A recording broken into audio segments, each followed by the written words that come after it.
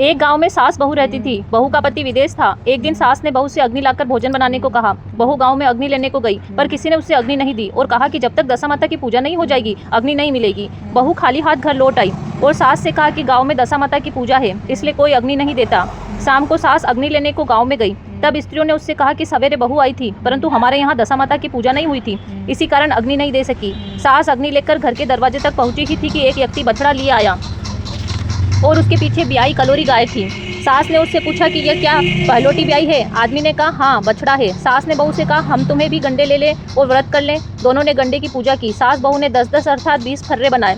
21वां एक बड़ा फर्रा गाय को दिया। पूजन करने के बाद सास बहू दोनों पारना करने बैठी। उसी समय बुढ़िया का लड़का विदेश से वापस आया और उसने दरवाजे पर आवाज़ लगाई। सुनकर माँ ने मन में कहा कि मैं पारना कर चुकूंगी तब किवाड़ खोल दूंगी, परंतु बहू अपनी थाली का अन्न इधर उधर करके झट पानी पीकर उठ खड़ी हुई और जाकर किवाड़ खोले। पति ने पूछा कि माता कहाँ है? स्त्री ने कहा कि वह तो अभी पारना कर रही है। पति बोला मैं 12 वर्षों बाद आया, इतने दिनों तक न जाने तू कैसे रही, अतः मैं तेरे हाथ से जल भी नहीं पीऊंगा, माता लाएगी तभी जल पीऊंगा।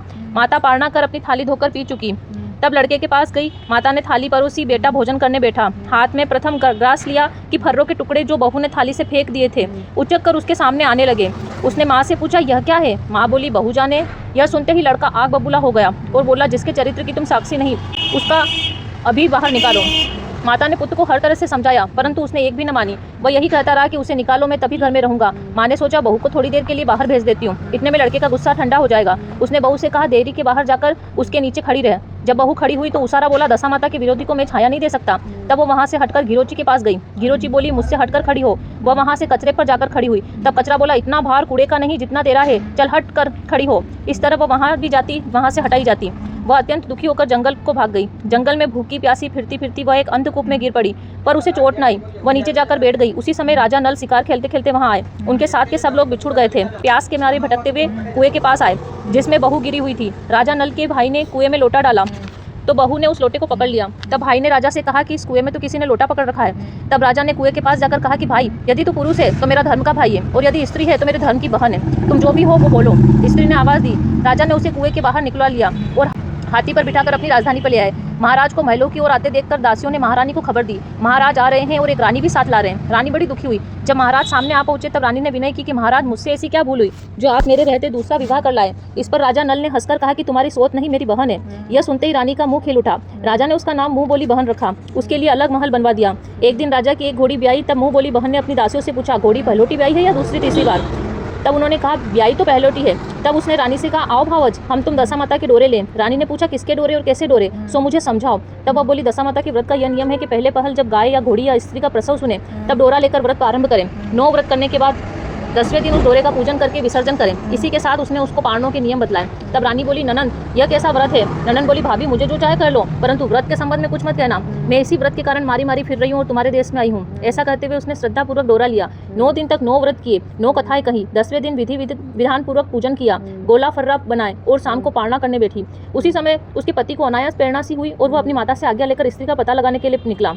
घूमता फिरता राजा नल की राजधानी में पहुंचा और अपनी स्त्री का पता लगाने लगा। एक कुएं पर उसने औरतों को बातें करते सुना। एक बोली राजा हाल में मुंह बोली बहन लाए हैं। दूसरी बोली वह जैसी सुंदर है ना वैसी धर्मात्मा भी है, उसके दरवाजे पर जो भी जाता है सादर इच्छा भर भिक्षा पाता है। तीसरी बोली यह सब तो ठीक है, परंतु अब तक तो पता भी न चला कि वह कौन है। स्त्रियों की बातें सुनकर वह साधु वेश बनाकर राजा नल की मुंह बोली बहन के द्वार पर पहुंचा और आवाज लगाई तो प्रबंधकर्ता उसे भिक्षा देने लगे। उसने भिक्षा लेने से इनकार कर दिया।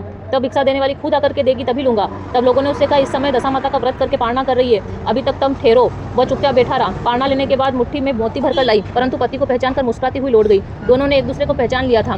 रानी ने ननंद को मुस्कुराते हुए देखकर पूछा आज एक परदेसी को देखकर हंसी हो, इसका क्या कारण है? उसने उत्तर दिया वह तो हमारे ही घर वाले हैं। रानी ने राजा से कहा तुम्हारी मुंह बोली बहन के घर वाले आए हैं। राजा ने कहा उनसे कह दिया जाए कि घर जाकर वहां से अपनी हैसियत से आए, तब मैं बहन की विदाई करूंगा। वह वापस चला गया। उसने माता से कहा तुम्हारी बहू राजा नल के यहाँ उसकी बहन होकर रहती है, नियम धर्म से दिन बिताती है। तब माता ने आज्ञा दी कि तुम उसे ले आओ। वह डोली कहा राधी के साथ फिर से राजा नल के नगर में गया। राजा ने समधी की हैसियत से उसका स्वागत किया। कुछ दिन मेहमानी में रखकर विधि विधान पूर्वक बहन की विदाई की। जब वह महल से बाहर निकलने लगी तब महल भी पीछे पीछे चलने लगा। रानी बोली ननन जी तुम तो चली, मेरा महल भी ले चली, जरा लौट के पीछे की ओर देखती जाओ। उसने देखा कि राजा का संपूर्ण राजसी वैभव लिप्त हो गया। वह स्त्री तो अपने पति के साथ जाकर आनंद से रहने लगी, परंतु राजा नल का यह हाल हो गया कि वे दोनों कमली कंधरी ओढ़े फिरने लगे। तब राजा नल बोले रानी जहाँ राज किया वहाँ इस दशा में नहीं रहा जाता, इसलिए यहाँ से जाना ही उचित है। रानी प्रतिव्रता थी। राजा रानी दोनों महल से निकल चले। चलते चलते एक गांव के पास पहुंचे। वहां बेर के पेड़ में अच्छे अच्छे बेर लगे हुए थे। राजा रानी दोनों भूखे थे। वे बेर बीनने लगे, परंतु बेर लोहे के होते जाते थे। इसी तरह से राजा और रानी जिस वस्तु को छूते कंकड़ पत्थर इत्यादि हो जाते। राजा रानी आगे बढ़े। रास्ते में उसे एक बनिया मिला। उसने राजा नल को पहचान कर राजा रानी को आटा दिया। वे आटा लेकर नदी के किनारे गए। वहाँ रानी भोजन बनाने लगी और राजा स्नान करने लगा। वही मछुआरों ने राजा को 4 मछलियाँ भेंट की। रानी ने रोटियां सेक कर और मछलियां भून कर रखी। जब राजा आए और भोजन करने बैठे तब रोटियां ईंट की हो गई और मछलियां नदी में कूद गई। राजा रानी वहां से चलकर अपनी मुंह बोली बहन के यहाँ आ गए। बहन ने सुना कि उसके भाई भौजाई आए हैं। उसने पूछा कैसे आए हैं। सुना लटके चितड़े आए हैं और कैसे आए हैं। सुनकर उसे बड़ी लज्जा आई। उसने एक कुम्हार के यहाँ ठहरा दिया। शाम को थाल सजाकर बहन खुद भावत से मिलने आई। उसने सामने थाल रखा तो भावत ने कहा इस थाल में जो कुछ भी हो कुम्हार के चक्के के नीचे रख दो और चली जाओ। वह थाल का सामान चक्के के नीचे रखकर चली गई। थोड़ी देर में राजा ने रानी से पूछा बहन आई थी। रानी ने कहा आई तो थी, पर जो कुछ भी लाई है मैंने उस चक्के के नीचे रखवा दिया। राजा ने देखा कंकड़ पत्थर के सिवा और कुछ नहीं था। राजा समझ गया कि यह सब हमारी कुदशा है। वे चलकर अपने मित्र के घर गए। मित्र ने सुना कि उनके मित्र नल आए हैं। तब उनसे पूछा कैसे आए हैं। लोगों ने कहा कमरी ओढ़े कंदरी बिछावे मांग मांग कर खाना खावे ऐसे आए हैं। मित्र ने दुखी होकर कहा कोई हानि नहीं, जैसे आए हैं आखिर मित्र है उनको महल में ले आओ। मित्र ने बड़े आदर से स्वागत किया, भोजन कराया। एक कमरे में उनके सोने के लिए पलंग बिछवा दिया। उस कमरे में खूंटी पर 9 लखा हार टंगा था। आधी रात के समय राजा सो रहे थे तो रानी ने देखा कि हार वाली खूंटी के पास दीवार पर एक मोर का चित्र बना है। वह हार को धीरे धीरे निगल रहा है। रानी ने राजा को जगा करके यह दृश्य दिखाया। तब राजा ने कहा यहाँ से भी चुपचाप चलना ठीक रहेगा, नहीं तो सवेरे चोरी का कलंक लगेगा। राजा रानी दोनों रात को उठकर भाग चले और एक अन्य राजा की राजधानी में पहुंचे जहां सदाव्रत दिया जाता था। राजा रानी भी गए। उस समय सदाव्रत बंद हो चुका था। वहां के अधिकारियों ने कहा कि यह लोग न जाने कहां से अभागे आए हैं, मुट्ठी मुट्ठी चने दे दो। इस प्रकार अनादर और कुवाच्य सहित दान लेना अस्वीकार करते हुए राजा रानी बोले कि ऐसी कंजूसी है तो सदाव्रत देने का नाम ही क्यों करते हैं। इस पर दानाध्यक्ष ने कहा राजा को कंजूस कहते हो, इनको हवालत में बंद कर दो। इस तरह राजा रानी दोनों को कोठरी में बंद कर दिया। जिस कोठरी में राजा रानी कैद थे उसी के सामने से आम रास्ता था। एक मेहतरानी राजा की घुड़सवार को पार हो उसी रास्ते से निकला करती थी। एक दिन वह बहुत देर से निकली। तब रानी ने उससे पूछा कि आज इतनी देर कहाँ लग गई। वो बोली आज राजा की पहली बार ब्याई है घोड़ी।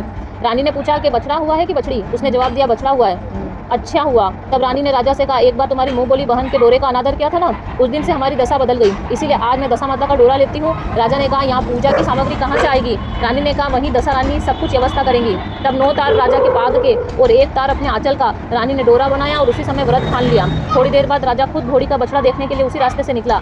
राजा ने नल दमयंती को कोठरी में बंद देखकर पूछा कि ये लोग कौन है और किस अपराध के कारण यहाँ बंद है। पहरेदार ने कहा ये लोग भिक्षा लेने आए थे, आपको गालियाँ देते थे, इस कारण लोगों को कैद करा दिया। राजा ने कहा ये तो कोई अपराध नहीं है, इनको संतुष्ट करना चाहिए, इनको अभी कैद से बाहर निकालो। राजा की आज्ञा अनुसार उस समय नल दमयंती दोनों कोठरी से बाहर निकाले गए। राजा उनके पाँव में पद्म और माथे पे चंद्रमा चिन्ह देखकर पहचान गया कि ये राजा नल और दमयंती है। तब उसने विनीत भाव से क्षमा प्रार्थना की और उन्हें हाथी पर बैठाकर अपने महल में ले गया। कुछ दिनों बाद राजा पूरे सज धज कर अपनी राजधानी की ओर चले। पहले वे अपने मित्र के यहाँ गए। मित्र ने राजा नल की आने की खबर सुनकर पूछा मित्र कैसे आए हैं। लोगों ने कहा अब की बार वो बड़े ठाट बाट से आए हैं। मित्र ने कहा अच्छी बात है, आने दो, आखिर मित्र हैं। राजा रानी दोनों मित्र के महलों में गए। उन्होंने उनका स्वागत करके उसी स्थान पर उनको डेरा दिया जहाँ पहले ठहरे थे। आधी रात के समय राजा सो गए। रानी पैर दबा रही थी। तब रानी ने देखा कि मोर का चित्र जो हार निगल गया था उसे फिर से उगल रहा है। रानी ने राजा को दिखाकर जगा कर कहा। राजा ने अपने मित्र को बुला करके दिखाया। तब मित्र ने कहा मैंने तब चोरी नहीं लगाई थी और न अब लगाता हूँ, यह सब कुदशा का परिणाम था। आप निश्चय रहिए, मेरे मन में आपके लिए कोई मेल नहीं है। मित्र के यहाँ से चलकर राजा मुँह बोली बहन के यहाँ गए। उसने जब सुना कि राजा भैया आए हैं तब पूछा कैसे आए हैं। लोगों ने कहा जैसे राजाओं का आना जाना लगा रहता वैसे आए हैं। उसने कहा उनको मेरे महल में आने दो। तब राजा नल का हाथी बहन के महल की ओर बढ़ा। तब रानी बोली आप बहन के घर आइए, मैं तो उसी कुमार के घर जाकर ठहरूंगी जिसके यहाँ पहले ठहरी थी। राजा ने कहा जिसके कारण इतने दुख उठाए हैं फिर उससे झगड़ा मोल लेती हो। रानी नहीं मानी। रानी कुमार के यहाँ पे ठहरी। राजा बहन के घर गए। शाम को ननद भावच के लिए थाल लगा कर लाई और भावच के सामने रख दिया। तब भावच सोने चांदी के गहने उतार उतार कर कहने लगी खाओ रे मेरे सोने रुपए के गहनों खाओ, हम नंगे भूखे क्या खाएंगे। यह देखकर ननद बोली मुझसे तो जो कुछ हो सका सो पहले भी लाई थी और अब भी लाई हूँ। सचमुच चक्का उठाकर देखा तो उसके नीचे मणिमाणिक का ढेर लगा था। रानी देखकर स्तब्ध रह गई। वो बोली ननद तुम्हारा कोई दोष नहीं है, यह सब मेरी कुदशा का परिणाम है। रानी ने ननद का लाया वह सब सामान व अपनी तरफ से भी कुछ सामान उसमें मिला दिया और पूजा का न्योता, परंतु पूजा का न्योता न दिया। वहाँ से आगे चली गई। नदी के तट पर पहुंचे तो वही पड़ाव पड़े। राजा का रसोड़ा चेताया गया। जब भोजन तैयार हुआ राजा भोजन करने बैठे। उस समय वे रोटियां जो हो गई थी फिर से रोटियां हो गई। तब राजा ने पूछा ये सब क्या कौतुक है। रानी बोली कि ये वही रोटियां हैं जो उस दिन अपने काम नहीं आई थी। मैं यदि आपसे कहती कि रोटियां ईंट की हो गई तो आप मानते नहीं। अब वो सेना सहित राजा रानी आगे बढ़े। तब राजा नल की अपनी राजधानी के पास पहुंची और सबको अपने राजा को पहचान कर बड़ा आनंद हुआ। वे महलों में ले आए। राजा रानी ने महलों में प्रवेश करके तुरंत ही दशा माता की पूजा का प्रबंध किया और सौभाग्यवती स्त्रियों को आमंत्रित किया। भोग के लिए सब तरह के पकवान बनाए। आटे की बटी हुई 10 बत्तियाँ, 10 गुड़ या शक्कर की गुंजियाँ और 10-10 अठवाइयाँ सुहागनों के आंचल में डाली गई। सुहागिनों का श्रृंगार करके दशा रानी की पूजा आरंभ हुई। कलश स्थापित होकर दिया जलाया गया। बत्ती ही नहीं जली। तब पंडितों ने विचार करके कहा कि यदि कोई न्योता पाने वाला न्योता से रह गया है तो स्मरण किया जाए, उसके आ जाने पर दीपक जल जाएगा। रानी ने कहा मैंने तो सभी को न्योता दिया है, सिर्फ मुंह बोली बहन को न्योता नहीं दिया। राजा ने द्रुतगामी रथ भेजकर मुंह बोली बहन को बुलवा लिया। बहन ने आकर दीपक जलाया, बड़ी धूमधाम से पूजा हुई। अंत में सुहागन को भोजन करके विदा किया गया। उसी समय राजा ने हुक्म जारी किया कि अब से मेरी प्रजा लोग दशा माता का व्रत किया करेंगे। भगवती दशा माता ने राजा नल के कष्ट दूर किए, वैसे सबके कष्ट दूर करना, सबके दिन सुधारना। जय हो दशा माता। कमेंट में जय दशा माता जरूर लिखें।